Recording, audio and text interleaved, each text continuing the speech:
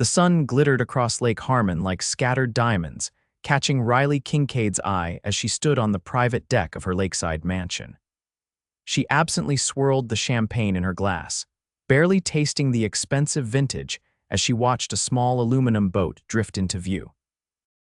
A man and a young boy sat inside, their fishing lines cast into the water, their laughter carrying across the lake in the morning stillness. Riley set her glass down on the polished wood railing. At 34, she had everything money could buy: a tech empire worth billions, homes on 3 continents, and a collection of cars that made collectors weep. Yet watching the simple joy between the father and son made something twist inside her chest. She reached for her binoculars, telling herself she was just bird watching. But instead, she found herself focusing on the pair in the boat. The man was in his mid-30s, with broad shoulders and dark hair that caught the sunlight. His faded t-shirt stretched across his chest as he helped the boy, who looked about 8, adjust his fishing line. Even from this distance, Riley could see the man's clothes were well worn. The boat had clearly seen better days, with patches of mismatched paint covering what must have been repairs. But the tenderness with which he helped his son cast the line again made Riley's throat tighten unexpectedly. She watched them for nearly an hour, entranced by their easy companionship, the way the man's face lit up when the boy nearly caught something, and the patient way he untangled the boy's line when it snagged. As they prepared to leave, Riley realized she'd spent the entire morning watching strangers instead of reviewing the acquisition reports her executive team had sent over. Strangely, she didn't regret it at all. 2 days later, Riley found herself walking along the public shore of Lake Harmon, sunglasses hiding her eyes, hair pulled back in a simple ponytail. She'd told her assistant she needed time to think about the Singapore expansion, but the truth was she couldn't get the father and son out of her mind. She spotted them almost immediately. They were sitting on the dock this time, fishing poles extended over the water. The boy was swinging his legs, his sneakers scuffed and clearly outgrown. "Dad, I think I got something," the boy suddenly called out, his fishing rod bending. "Easy, Ethan," the man said, his voice deep and steady. "Remember what I taught you, don't jerk the line."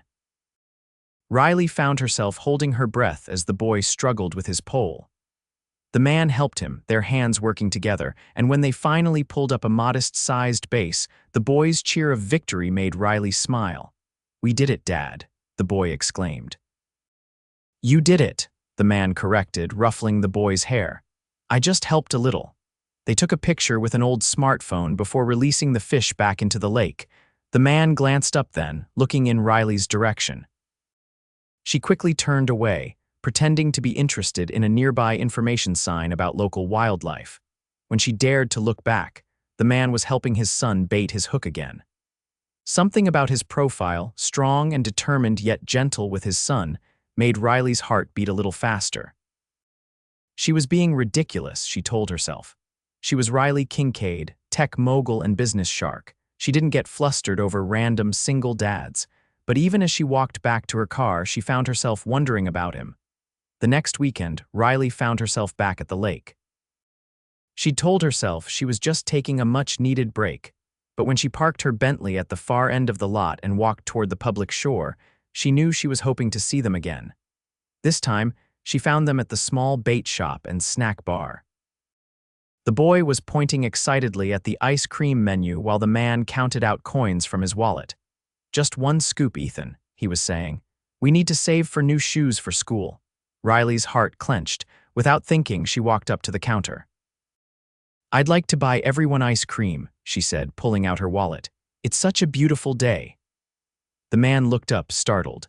His eyes were a warm brown that matched his son's, and up close, Riley could see the faint lines around them that spoke of both laughter and hardship. "That's very kind, but we're fine," he said, his voice firm but not unkind. "Dad," the boy whispered loudly. "She's offering free ice cream." Riley smiled at the boy. "I'm Riley, and I promise it's not a big deal. I just sold my company and I'm celebrating." It wasn't entirely a lie. She had sold one of her smaller companies last month, though that was hardly newsworthy for her. The man seemed to hesitate, then smiled slightly. Well, in that case, congratulations. I'm Mason Carter, and this is my son, Ethan. Nice to meet you both, Riley said, feeling unreasonably pleased. What's your favorite flavor, Ethan? Chocolate with rainbow sprinkles, the boy said immediately. Excellent choice. I'll have the same, Riley said, then looked at Mason. And you, vanilla, he said with a small smile. I'm boring that way. Nothing boring about vanilla, Riley said, paying for their treats. It's classic. They sat at one of the weathered picnic tables, and Riley found herself enchanted by 8-year-old Ethan's enthusiastic descriptions of the fish they'd caught and released. Mason was quieter, but his eyes never left his son, his expression softening whenever Ethan laughed. Do you fish, Riley? Ethan asked, his face smeared with chocolate. I've never been actually, she admitted. Ethan's eyes widened in disbelief. Never, Dad, she's never been fishing. Mason smiled apologetically at Riley. Apparently that's a crime in Ethan's world. You should come with us sometime, Ethan declared, making both adults freeze. Dad's a really good teacher. Ethan, Mason said gently, Miss Riley probably has more important things to do. Riley found herself saying, I don't actually. I mean, she stumbled over her words, something she never did in boardrooms.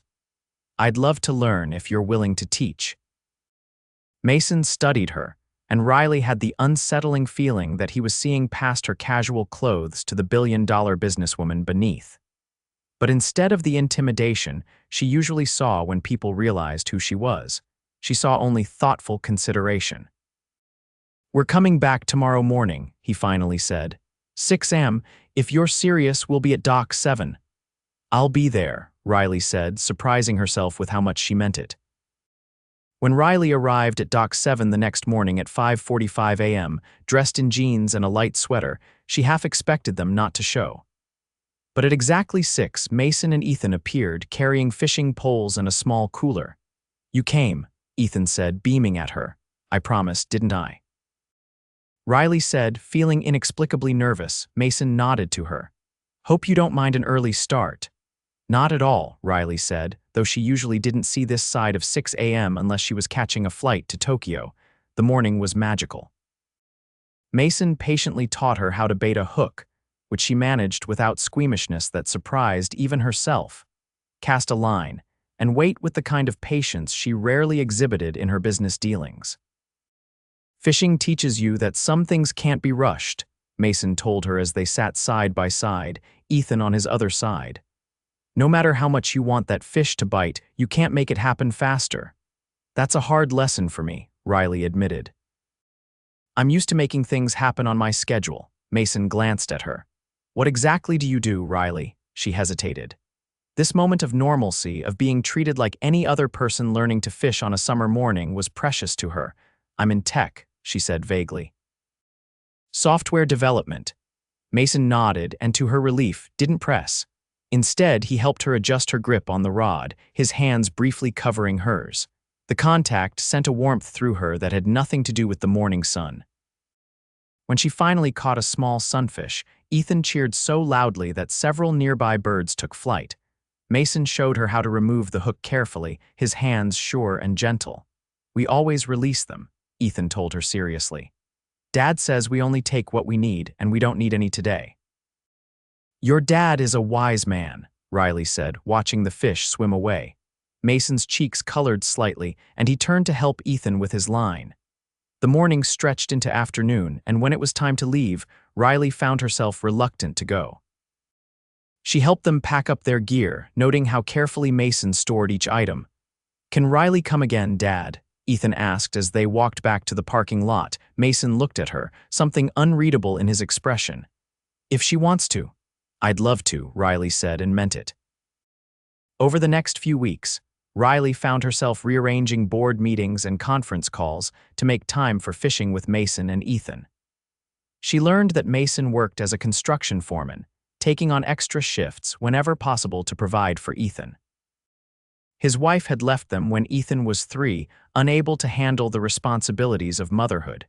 It's just been us boys ever since, Mason told her one evening as they sat on the dock, Ethan having fallen asleep in the small boat. It hasn't been easy, but I wouldn't trade a minute of it. Riley found herself sharing more of her own life than she intended her childhood with distant parents more interested in their social standing than their daughter. Her drive to prove herself in a male-dominated industry, the loneliness that sometimes overwhelmed her despite her success. "You've built an amazing life," Mason said, his voice warm in the gathering twilight. "You should be proud." "Sometimes I wonder if I built the right things," Riley said quietly, watching Ethan sleep. "Success is cold comfort when there's no one to share it with." Mason's hand found hers in the growing darkness, and he squeezed it gently. It's never too late to build something new. The warmth of his palm against hers made her believe that might be true. As summer progressed, Riley found herself becoming part of their small family. She helped Ethan with his summer reading, taught him how to skip stones across the lake's surface, and even learned to bait her own hook without Mason's help, though she secretly enjoyed when he did it for her. She was careful about money, never flaunting her wealth. When she brought sandwiches for their fishing trips, she made sure they were homemade, not from the expensive deli near her home. When Ethan mentioned needing new shoes for the upcoming school year, she suggested a back-to-school shopping trip as a friend, not as a benefactor. Mason was proud, she'd learned. He worked hard and provided well for his son, even if they didn't have luxuries. She respected that about him. His integrity and commitment to Ethan were worth more than any fortune. But one rainy afternoon in August, Riley's carefully constructed facade came tumbling down. They'd taken shelter in a small cafe when the skies opened, laughing as they shook water from their jackets. "Miss Kincaid," the cafe owner said, approaching their table with wide eyes. "It's an honor to have you here. I use all your software in my business." Riley felt Mason stiffen beside her. Ethan looked between them, confused. "Thank you," Riley said politely. "Everything looks wonderful." "On the house, of course," the owner insisted. "After what your foundation did for the local school's computer labs, it's the least I can do." When the owner left, an uncomfortable silence fell over their table. "Kincaid," Mason said finally. "As in Kincaid Technologies, the Riley Kincaid." Riley met his eyes. "Yes. The billionaire Riley Kincaid who was on the cover of Fortune last month." "That was a terrible picture," she said weakly. Ethan's eyes widened. "You're rich. Like super rich, Ethan," Mason said sharply, then softened his tone. "Why don't you go check out the dessert case? You can pick anything you want." When Ethan was out of earshot, Mason looked at Riley, hurt evident in his eyes. "Why didn't you tell me?" "Because this is the first time in years people have treated me like a normal person," Riley said honestly. "With you and Ethan, I'm just Riley who can't cast a line straight and gets too excited when she catches a tiny fish." "You let me buy you coffee," Mason said. "You let me pack you sandwiches when you could probably buy the entire lake if you wanted." "Those sandwiches meant more to me than any business dinner I've ever had," Riley said. "And the coffee you buy tastes better than anything my private chef has ever made me." Mason shook his head. "I feel like a fool." "Please don't." Riley reached for his hand, but he pulled away. "Nothing I've shared with you has been a lie. I just omitted some details about my work." "Some details," Mason repeated. "Like being one of the richest women in the country. Does it really change anything?" Riley asked, her voice smaller than she intended. Mason looked at her for a long moment. "I need some time to think." The drive back to the lake was silent except for Ethan's excited chatter about meeting a real-life billionaire. When they reached the parking lot, Mason thanked her stiffly for the afternoon and ushered Ethan to their truck, an older model with a dent in the passenger door. Riley watched them drive away, a hollow feeling in her chest. For a week, Riley threw herself into work, attending meetings she'd been postponing and reviewing contracts her legal team had been waiting on. She ignored the ache that came every time she looked out at the lake from her office window.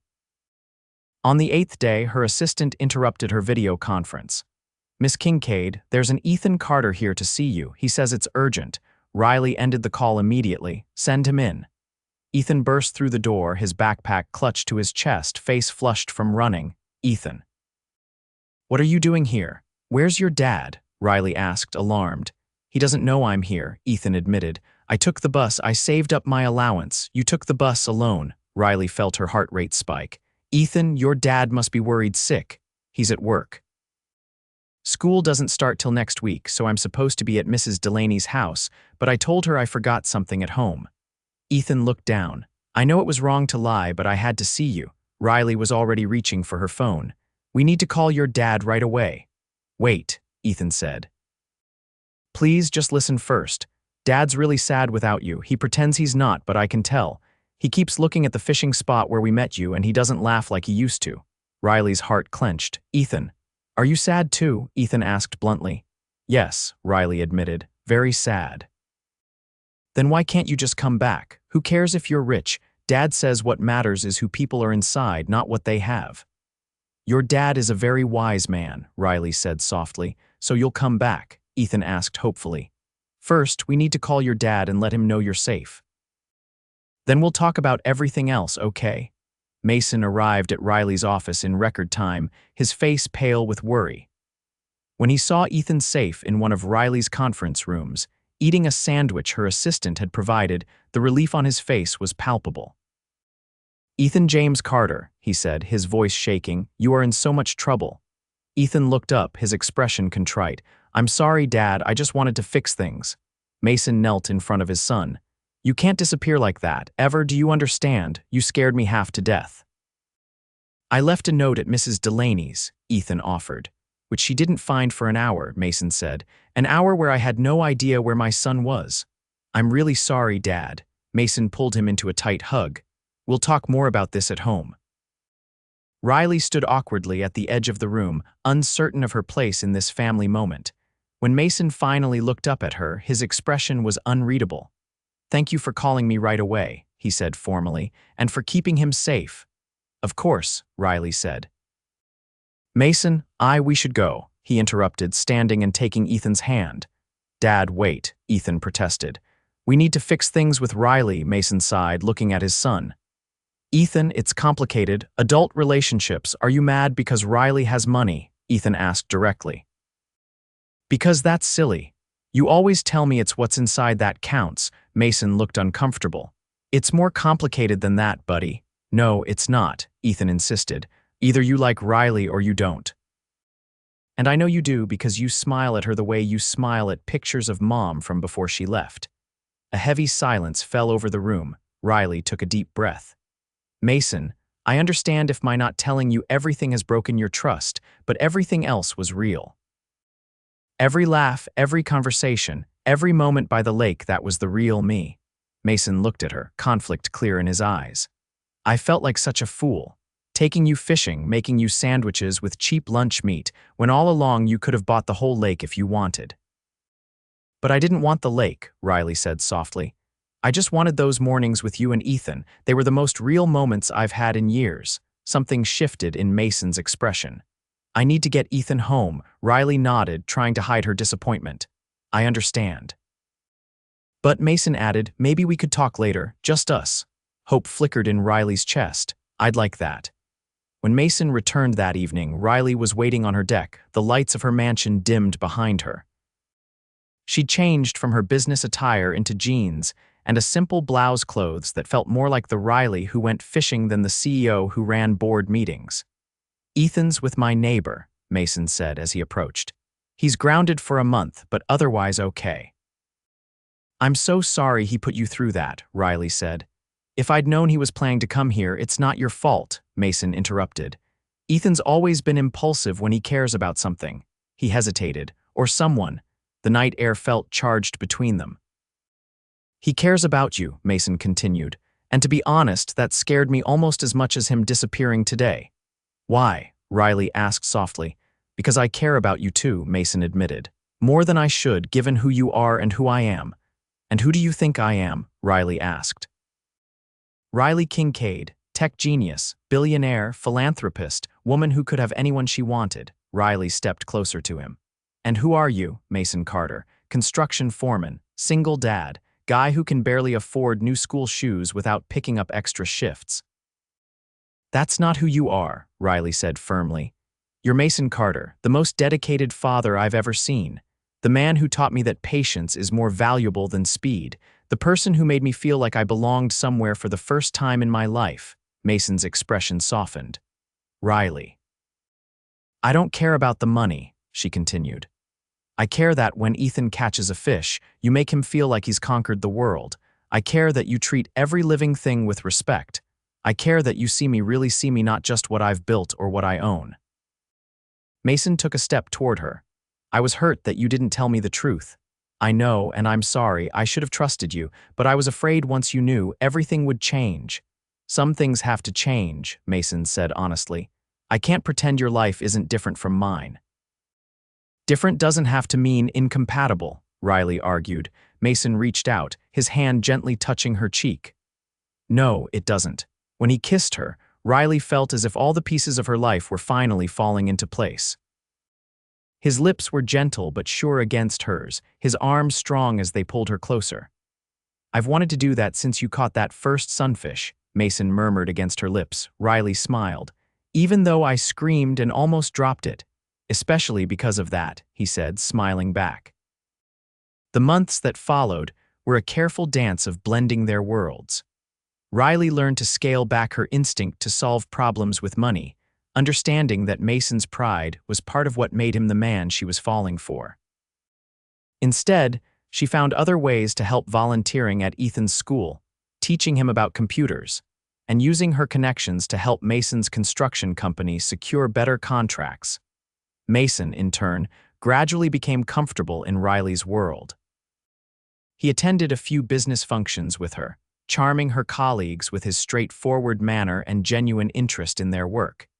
He never pretended to be something he wasn't, and Riley loved him all the more for it. By Christmas, they had settled into a rhythm that worked for all of them. Riley had a room in her mansion that was just for Ethan, filled with books and toys, but they spent as much time at Mason's modest home, where Riley learned to cook simple meals and experienced the joy of movie nights on a couch that had seen better days, but felt more like home than any furniture she'd ever owned. On Christmas Eve, after Ethan had finally fallen asleep, exhausted from excitement, Mason and Riley sat by the fire in his living room. I have something for you, Mason said, reaching into his pocket. It's not much, but he handed her a small wooden box. Inside was a delicate silver necklace with a tiny fish charm. I've been saving for it since summer, he admitted. I wanted to give you something meaningful. Riley felt tears prick her eyes as she lifted it from the box. It's perfect. Mason took it from her hands and fastened it around her neck, his fingers warm against her skin. You know, when I first saw you watching us from your deck, I thought you were just some rich woman curious about how the other half lived. Riley laughed softly. And I thought you were just a handsome distraction for a boring morning. Looks like we were both wrong, Mason said, his eyes serious now. Riley, these past months have shown me what really matters in life. It's not what you have, it's who you have. He slid from the couch to one knee, and Riley's breath caught. I'm not offering you mansions or luxury cars, he said, pulling a small velvet box from his pocket. All I have to give you is my heart, my son, and a promise that I'll spend every day trying to make you as happy as you've made us. He opened the box to reveal a simple but beautiful ring. Riley Kincaid, will you marry me? Riley felt tears spill down her cheeks as she nodded. Yes, she whispered. 1,000 times yes. The ring slid perfectly onto her finger. It wasn't the largest diamond she'd ever worn, but it was unquestionably the most precious. Ethan helped me pick it, Mason admitted as he rose to sit beside her again. It's perfect, Riley said. Just like our little family. They were married the following spring on the shores of Lake Harmon. Ethan served as best man, proudly carrying the rings on a small fishing lure they'd had specially made. Riley wore a simple white dress that caught the breeze off the water, and Mason looked at her as if she were the most valuable treasure in the world. Their vows were simple but heartfelt, promises to support each other's dreams, to respect each other's strengths, and to face life's challenges together. When the minister pronounced them husband and wife, Ethan cheered louder than anyone. The reception was held at Riley's home, now their home, with guests from both their worlds mingling together. Riley's tech executives chatted with Mason's construction crew, finding more common ground than anyone might have expected. As evening fell, Mason found Riley standing on the deck where she'd first spotted him and Ethan fishing. Happy, he asked, slipping his arms around her waist. More than I ever thought possible, she answered truthfully. Who would have thought that watching a man fish with his son would change my life forever? Speaking of fishing, Mason said, I have news. The conservation program you funded for the lake, they've asked me to head up the construction of the new education center. Riley turned in his arms. Mason, that's wonderful. You'll be perfect for it. It means I can set my own hours, be home more for Ethan, he said, and maybe someday soon. He placed a gentle hand on her stomach for whoever else might join our family. Riley covered his hand with hers, her new ring catching the sunset light. I'd like that very much. From inside, they could hear Ethan regaling guests with the story of how his dad and Riley met, his voice animated with excitement. We should probably rescue our guests from our son's storytelling, Mason said, smiling. In a minute, Riley said, leaning into his embrace. I just want to remember this moment. As they stood together, watching the sunset paint the lake with gold, Riley thought about how the richest moments in life had nothing to do with money and everything to do with love. She had found her true fortune in this man and his son, in the simple joy of belonging to a family that valued her for herself, not her accomplishments. She had come to the lake that summer day seeking nothing but a moment's distraction. Instead, she had found everything her heart had been missing all, because a billionaire woman had watched a struggling dad fish with his son, not knowing she'd get hooked on him for life.